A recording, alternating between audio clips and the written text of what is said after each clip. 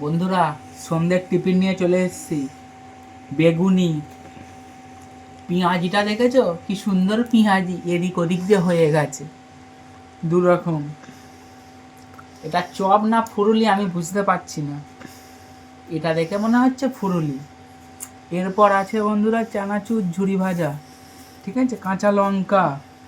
এর নিচে আবার কি আছে দেখবে, গাজর, পেঁয়াজ, শসা, ছোলা কড়াই সিদ্ধ, আবার কি আছে দেখি, আবার আলু সিদ্ধ, আবার মটরশুঁটি। ও, আর কি চাই এরকম সন্ধ্যের টিফিন। আবার আছে গন্ধ পাতা, ওটা আর বললাম না। তার সাথে আছে আবার গরম গরম কফি।